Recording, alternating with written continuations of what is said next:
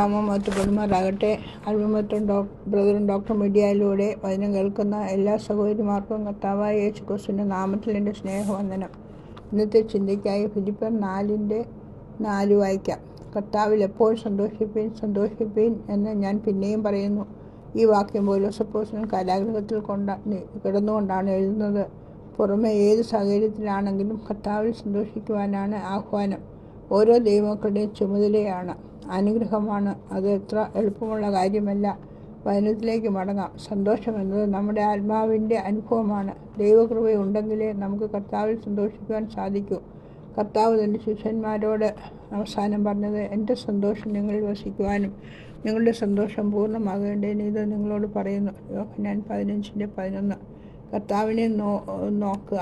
തൻ്റെ മുമ്പിൽ വെച്ചിരിക്കുന്ന സന്തോഷമോർത്ത് അവൻ അവമാനം അലക്ഷ്യമാക്കി ക്രൂശിനെ സഹിക്കുകയും ദൈവസിംഹാസനത്തിൻ്റെ വലത്തുഭാഗത്തിരിക്കുകയും ചെയ്തു. ഈ കർത്താവിനെ ധ്യാനിച്ചുകൊണ്ട് ഓട്ടം ഓടാം. നമ്മുടെ സാഹചര്യങ്ങൾ സന്തോഷിക്കാതിരിക്കാനുള്ള പല കാര്യങ്ങൾ കാണും. എന്നാൽ അതിനു മുകളിലായി ഉയർന്ന ചിന്താഗതിയോടെ നാം ജീവിക്കുവാൻ ദൈവം ആഗ്രഹിക്കുന്നു. കർത്താവിൻ്റെ പരിജ്ഞാനത്തിൽ വളരണം. കർത്താവ് നമുക്ക് വേണ്ടി സഹിച്ച നിന്ന പരിഹാസം സ്വന്തത്തിലേക്ക് വന്ന സ്വന്തക്കാരോ കൈക്കൊണ്ടില്ല. എല്ലാവരാലും ത്യജിക്കപ്പെട്ടവരായി ക്രൂശിലെ മരണത്തോളം സഹിച്ചു.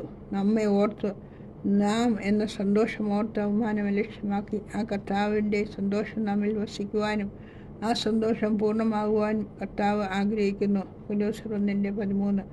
നാം ഇരുട്ടിൻ്റെ അധികാരത്തിൽ നിന്ന് വിടുവിച്ച് നാം തൻ്റെ സ്നേഹസ്വരൂപനായ പുത്രൻ്റെ രാജ്യത്തിലാക്കി വെക്കുകയും ചെയ്ത പിതാവിന് സന്തോഷത്തോടെ സ്തോത്രം ചെയ്യുന്നവരാകണം എന്ന് അപേക്ഷിക്കുന്നു. സഹോദരിമാരെ, എത്ര ഉന്നതമായ ആശയമാണിത്! ഈ ലോകത്തിലെ ധനമോ മാനമോ അല്ല അതിൻ്റെ സന്തോഷത്തിൻ്റെ അടിസ്ഥാനം.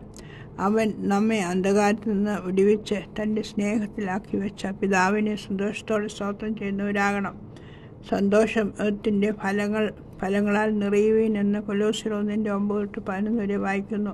നമ്മുടെ ജീവിതത്തിൽ സന്തോഷിക്കാതിരിക്കാൻ അനേക കാരണങ്ങൾ കാണും. എന്നാൽ വിശുദ്ധ വചനത്തിലൂടെ ദൈവം വെളിപ്പെടുത്തി തന്നിരിക്കുന്ന സത്യങ്ങളെ ഗ്രഹിച്ചാൽ സന്തോഷിക്കാതിരിക്കുവാൻ നമുക്ക് ഒഴിവുകളില്ല. സാഹചര്യം പ്രതികൂലമായിരിക്കാം, എങ്കിലും ദൈവത്തിൻ്റെ പരിജ്ഞാനം കൊണ്ട് ഹൃദയം നിറയുമ്പോൾ ഏത് സാഹചര്യത്തിലും സന്തോഷിക്കുവാൻ കഴിയും. ദൈവസമാധാനം കൊണ്ട് നമ്മുടെ ഹൃദയങ്ങളെയും നിലവുകളെയും ക്രിസ്തുയേശുവിൽ കാക്കപ്പെടും. ഭക്ഷണ വിദഗ്ധർ പറയുന്നത്, നിങ്ങൾ എന്താണോ ഭക്ഷിക്കുന്നത് അതനുസരിച്ച് നിങ്ങളായിരിക്കും. ആത്മീയ ജീവിതത്തിലും ഇതേ ആശയം ശരിയാണ്. ആത്മീയ ഭക്ഷണം വേണ്ടുപോലെ ഭക്ഷിച്ചാൽ നമ്മുടെ ജീവിതവും ആത്മീയ ജീവിതമായിരിക്കും. നാം എന്ത് ഭക്ഷിക്കണമെന്ന് നാം തീരുമാനിക്കുന്നു. അതുപോലെ മനസ്സിലേക്ക് എന്ത് ചിന്തകൾ കൊണ്ടുപോകണമെന്ന് നാം തന്നെയാണ് തീരുമാനിക്കേണ്ടത്. തീരുമാനം നമ്മുടേതാണ്. ആത്മീയ ഭക്ഷണം ധാരാളം ഭക്ഷിക്കാം, നല്ല പാട്ടുകൾ പാടാം, ആത്മാവിൽ സന്തോഷിക്കാം. കർത്താവ് എനിക്ക് തുണ, ഞാൻ പേടിക്കില്ല, മനുഷ്യൻ എന്നോട് എന്തു ചെയ്യുമെന്ന് പറയാം. ദൈവിക സന്തോഷത്താൽ ഹൃദയം നിറയ്ക്കാം. കർത്താവിനെ ധ്യാനിക്കുക. ഹൃദയം നന്ദിയും സ്നേഹവും കൊണ്ട് നിറയ്ക്കാം. സന്തോഷം താനേ വരും. ദൈവനാമം നമ്മിലൂടെ മഹത്വപ്പെടുമാറാകട്ടെ. ആമേൻ.